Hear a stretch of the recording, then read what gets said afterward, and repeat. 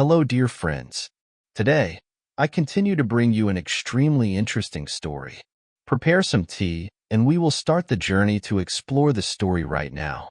The message arrived as I was helping customers at my boutique. I'm leaving you and moving to Miami with my 20-year-old girlfriend. I've already cleared out our joint account. Haha. My hands didn't tremble as I read it, and my voice remained steady as I helped Mrs. Davis pick out a scarf. The only sign that my husband of 12 years had just blown up our marriage via text was a slight tightening around my eyes. I waited until Mrs. Davis left, her purchase wrapped in our signature silver paper, before typing my reply, "Good luck?"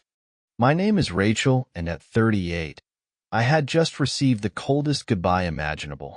But while Jason was likely basking in his grand exit, imagining me in tears over his betrayal, I was calmly locking up my boutique for the night. The signs had been there for months.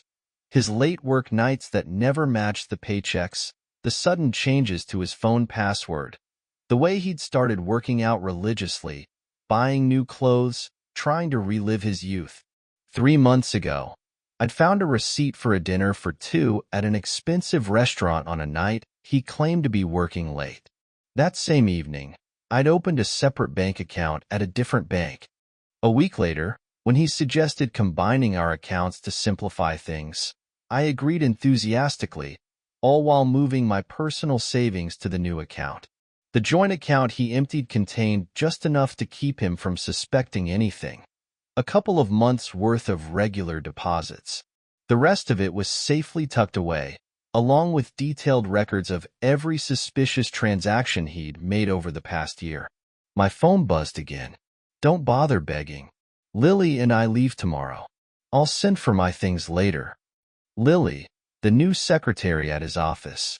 I'd met her at the company holiday party, seen her laugh too loudly at Jason's jokes, noticed how she touched his arm when she thought no one was watching. She was young enough to be his daughter, naive enough to think she was special. I didn't respond to his text. Instead, I called my lawyer, the one I'd spoken to 2 months ago when I found hotel charges on our credit card statement. "It's time," I said simply. "He just made his move." "The papers are ready," she replied. "I'll file them first thing tomorrow. Do you want me to serve him in Miami?" "No rush. Let him think he's won first." Another text from Jason. "I know this must be hard for you. You're not getting any younger, after all. At least you have your little shop to keep you busy." My little shop, the successful boutique I had built from the ground up. The one that earned more than his middle management job. The one whose profits I had carefully kept separate from our joint finances. I smiled, thinking about the certified letters that would be waiting for him in Miami. Let him savor his fleeting moment of triumph. That evening, I spent time in our house, my house, since I inherited it from my grandmother, and kept it in my name despite Jason's constant suggestions to add him to the deed. Another lucky instinct that had worked out. As I organized the paperwork my lawyer would need, I came across our wedding album. Jason looked so different back then, before his midlife crisis turned him into a parody of his former self. These days, he wore shirts too tight for his softening middle, tried too hard to fit in with the younger crowd at his office, and used slang that sounded absurd coming from a 45-year-old man. My phone buzzed again with texts from him, each one more patronizing than the last. "I've been planning this for months. Lily gets me in ways you never could. You'll be fine. Maybe you'll even find someone more your age. I've already told my family. They agree we've grown apart. It's no one's fault, really." I screenshot each message, adding them to my evidence. Let him keep digging himself deeper. My lawyer would relish his casual admission of premeditation, his gleeful announcement about emptying our account. The last text caught my attention. "By the way, I used the joint card to book our flights and hotel. Consider it my parting gift. LOL. Perfect. I called the credit card company. Good afternoon, Mrs. Carter. How may I assist you? I need to report fraudulent charges and cancel a card immediately. Of course, ma'am. Could you identify the charges? 2 first-class tickets to Miami booked today. Hotel charges at the Royal Palm. And I need to remove my husband as an authorized user. Do you have documentation of the fraud? Text messages from my husband admitting he used our joint card to book travel with his girlfriend after draining our bank account. I can forward them to you. The representative's professional tone barely concealed her satisfaction as she canceled the charges. Jason and Lily would arrive at the airport tomorrow to find their tickets invalidated, their hotel reservation canceled. My phone buzzed again. Don't worry about the house. I'll let you stay there until you find something smaller. I actually laughed out loud. Did he really think he had any claim to my grandmother's house? Had his ego grown so large that he forgot whose name was on the deed? Another buzz. I know the shop means a lot to you. We can work out a fair payment for your half. My half of the business that I built on my own, funded on my own, while he complained about my long hours and called it a hobby. I poured myself a glass of wine, the good stuff I'd been saving for a special occasion. Tonight, I'd savor the quiet and plan my next chapter. Morning brought a barrage of increasingly angry texts from Jason. What the heck did you do to our credit card? The airline won't honor our tickets.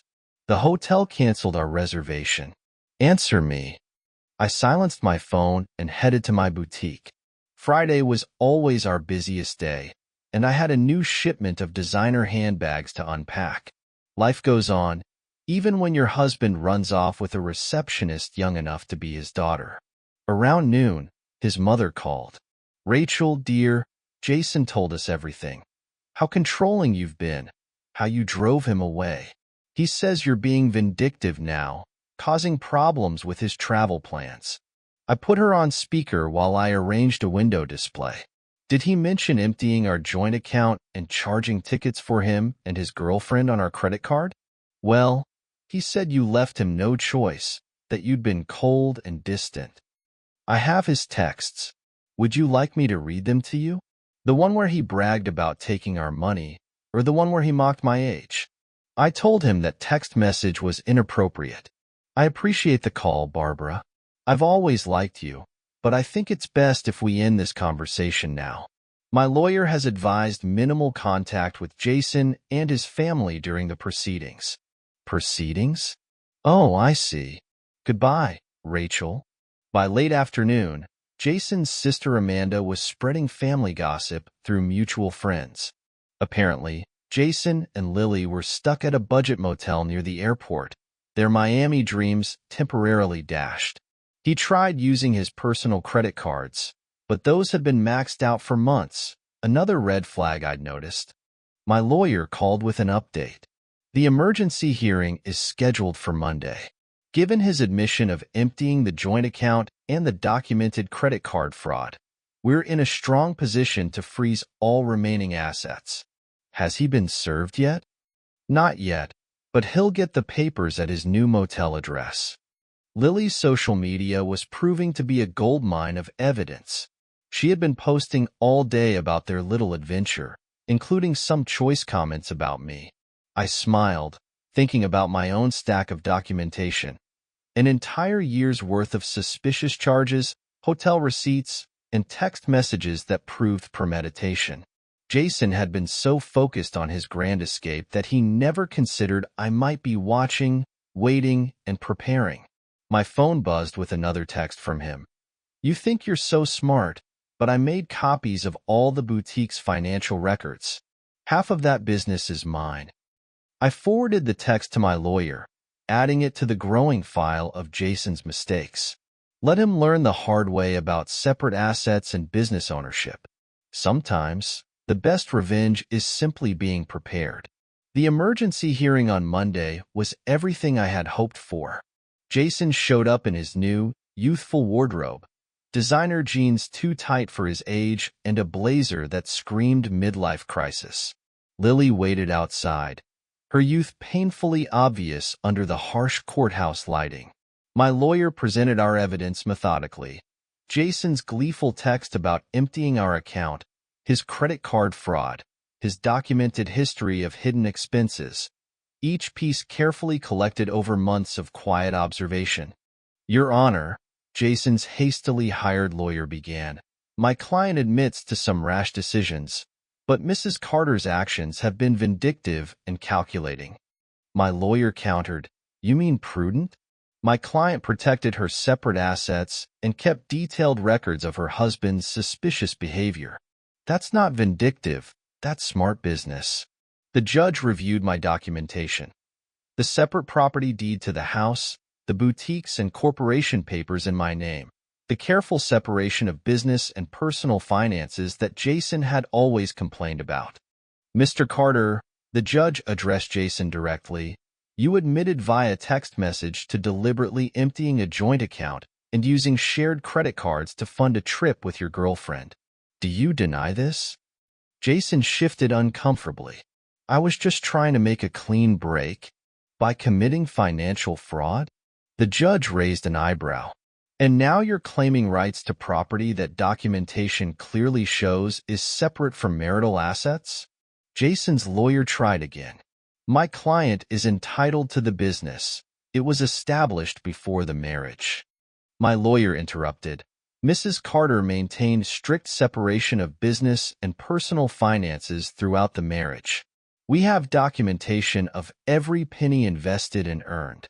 I watched Jason's face as reality began sinking in. He thought this would be easy. Empty our accounts, run off with his girlfriend, and maybe claim half my business in the divorce. He had never bothered to understand why I insisted on keeping things separate, and he mocked my careful bookkeeping as obsessive. The court finds sufficient evidence of financial misconduct, the judge announced. All shared assets are frozen pending final dissolution. Mr. Carter is ordered to return any funds removed from joint accounts within 24 hours. But that money's gone. Jason protested. We spent it on.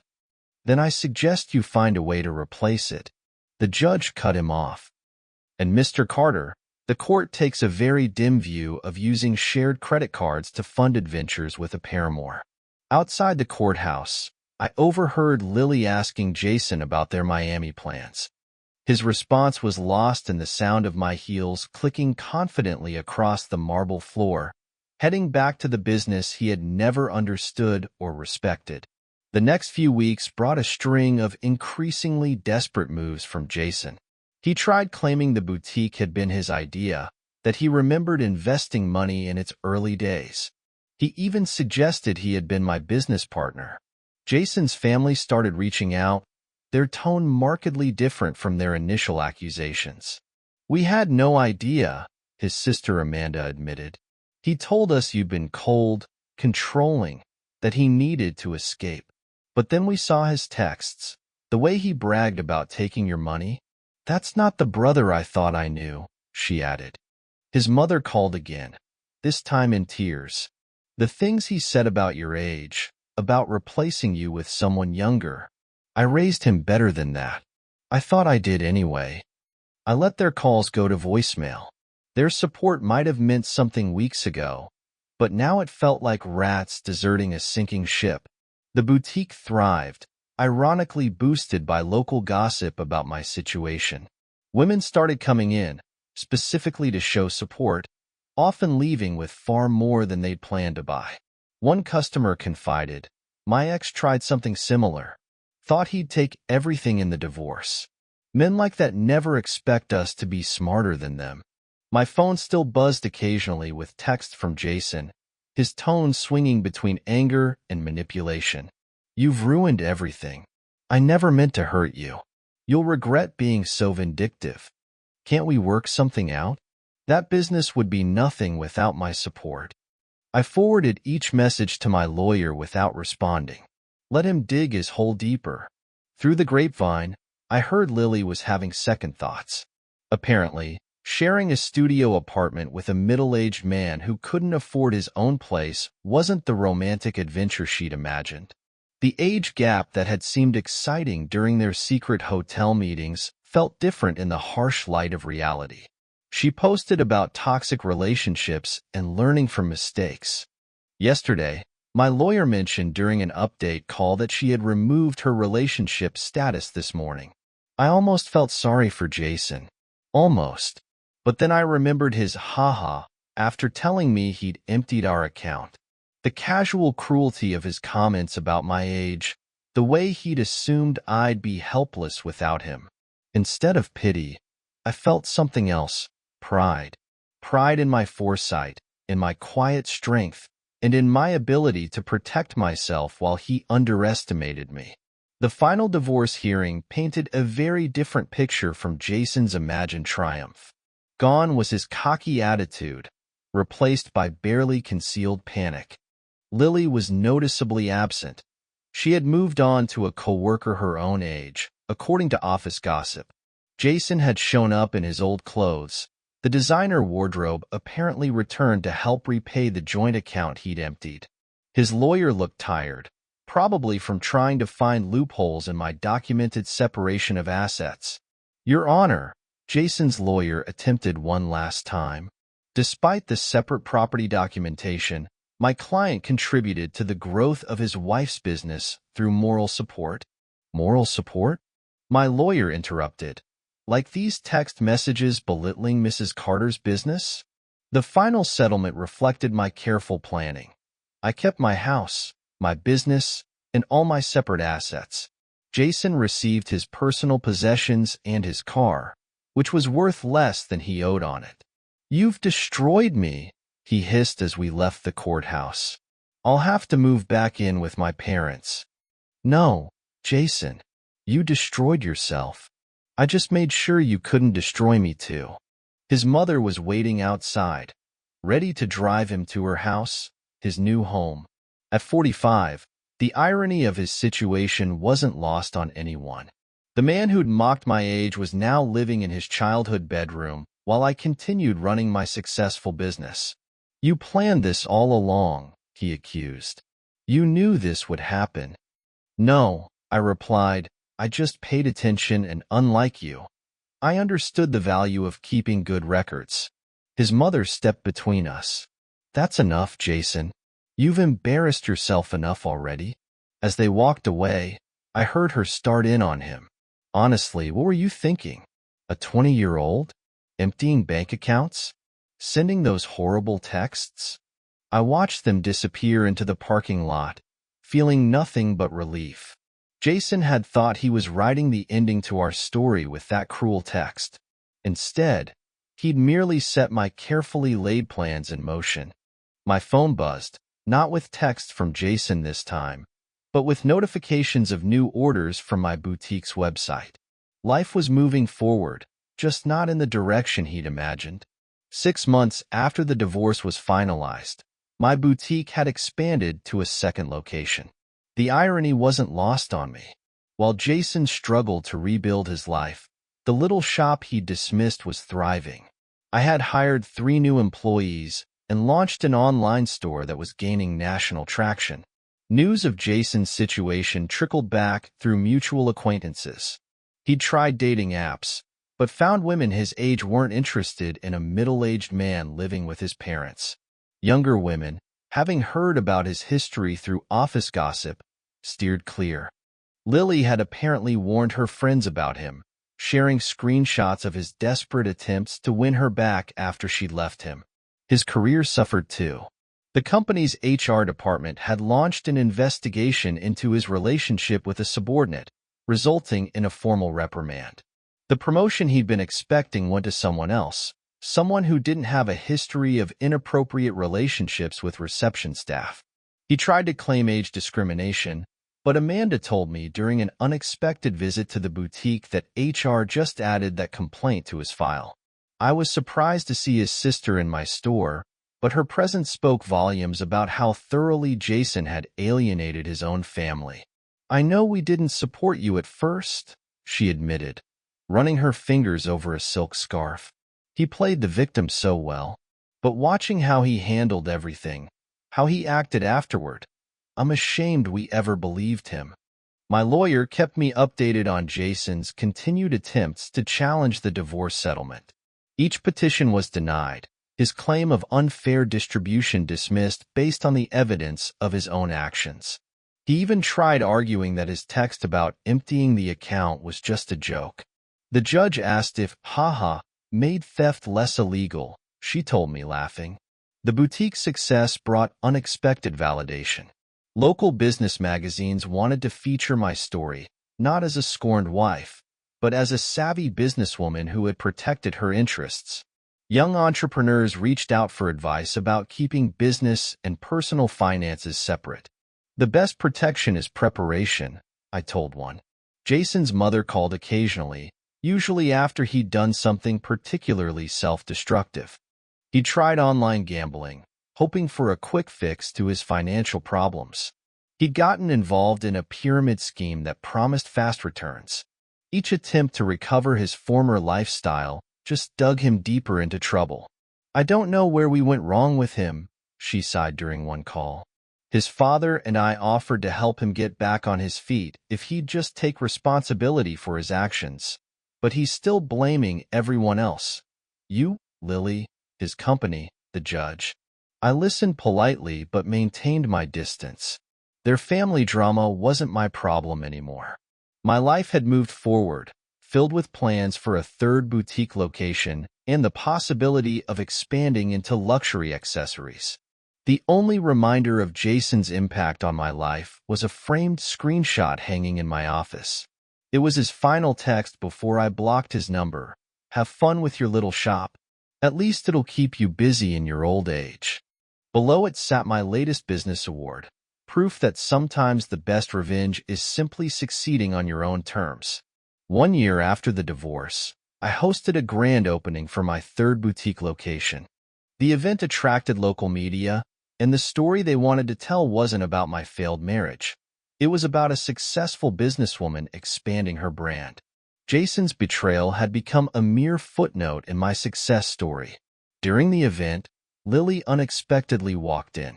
She looked younger than ever, or maybe I just felt that much stronger. She shifted uncomfortably, clutching her purse like a shield. I owe you an apology, she said quietly. I believed everything he told me about how you were cold, controlling, how you didn't support his dreams. Then I watched him try the same manipulation tactics on me when things got tough. I continued arranging a display of designer sunglasses. Those weren't his dreams, Lily. They were escapes. There's a difference. She nodded. I know that now. She paused, then added, he tried to move in when you froze the accounts. Thought my studio apartment would be temporary. After 2 weeks of him complaining about the size of my closet and suggesting I take out a loan for a bigger place, I understood what you meant about the difference between dreams and escapes. I actually laughed at that. Let me guess, he had big plans but no way to fund them? Exactly. Everything was going to work out once his investments paid off. Once he got that promotion, once his cryptocurrency definitely increased in value. She shook her head. I'm dating someone my own age now. We have student loans and a small apartment, but at least we're building something real. After she left, my assistant manager whispered, was that the girlfriend? No, I replied. That was just another woman who learned the same lesson I did. Speaking of lessons, I gestured to a young couple examining our designer handbags. Let's talk about your idea for expanding our accessories line. The boutique had become more than just a business. It was a symbol of independence, resilience, and the power of preparation. Young entrepreneurs often sought my advice, and I always emphasized the importance of protecting their assets. Jason's mother called one last time, not to discuss Jason, but to thank me. You taught our family an important lesson, she said, about enabling bad behavior, about making excuses for cruelty. Jason's still living at home, still blaming everyone else for his problems, but we're not defending him anymore. That's your legacy to our family, she continued, showing us the difference between supporting someone and enabling them. I thought about that legacy as I reviewed plans for a fourth location. Jason had intended to diminish me, to trade me in for a younger model and take half of everything I'd built. Instead, he'd inadvertently pushed me to become even stronger, more successful. My phone buzzed with a text from my lawyer. Jason filed another petition to revisit the settlement. Judge dismissed it immediately and ordered him to pay court costs. Thought you'd enjoy that. I smiled, thinking of him in his childhood bedroom, still trying to rewrite an ending that had been determined the moment he underestimated me.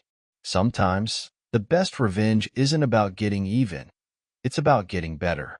2 years after Jason's cruel text message, I received an invitation to speak at a women's business conference. The topic wasn't divorce or betrayal.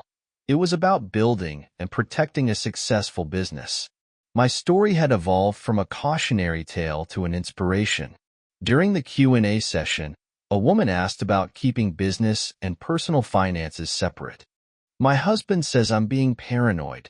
That marriage means sharing everything. My ex-husband said the same thing, I replied. Right up until he tried to claim half my business in our divorce. Trust your instincts. Protection isn't paranoia. The boutique chain had grown to 5 locations, each more successful than the last. The little shop Jason had mocked now employed 30 people and had been featured in several national magazines. Through mutual friends, I heard Jason had finally moved out of his parents' house into a small apartment above a garage. He'd had to take a lower-paying job after his former company downsized, eliminating his position during restructuring. His dating profile still listed him as young at heart, though his profile photo was clearly outdated. Ironically, Lily, his ex-girlfriend, had become a regular customer at my original boutique location. She'd earned her business degree and started her own social media consulting company. "You inspired me," she told me once, showing how a woman can build something lasting instead of falling for empty promises. I kept Jason's cruel text message framed in my office, not as a reminder of pain, but as proof of how far I'd come. Below it hung a sign that read, "Success is the best revenge." At the 5-year anniversary celebration of my original boutique, I stood addressing my employees and loyal customers. The space had been transformed from a single little shop into the flagship store of a thriving business empire. Jason's mother attended, though I hadn't sent her an invitation. She waited until the crowd thinned to approach me. "I saw Jason yesterday," she said, smoothing her designer dress, one she'd bought from my store. "He was talking about his glory days, about the life he could have had. He still doesn't understand that he didn't lose everything in the divorce. He threw it away." I thought about that text message, his casual cruelty, his assumption that I would crumble without him, how he'd expected me to beg, to break, to prove him right about my desperation. Instead, I'd built something stronger than before. Each new boutique location was a testament to what women could achieve when they stopped dimming their light for insecure men. The young saleswoman I'd hired last month, coincidentally also named Lily, came over with a question about the new inventory system I'd implemented. As I explained the process, I caught a glimpse of my reflection in the store window. I saw what Jason had failed to see 5 years ago. Not a woman getting older, but one getting wiser, stronger, and more successful. His cruel text message had meant to be an ending. Instead, it had been a beginning, not just for me, but for every woman who heard my story and realized she deserved better than someone else's midlife crisis. Thank you for taking the time to watch today's story. For more meaningful stories, please subscribe to our channel. Your support is our great motivation. Goodbye and see you again in the next stories.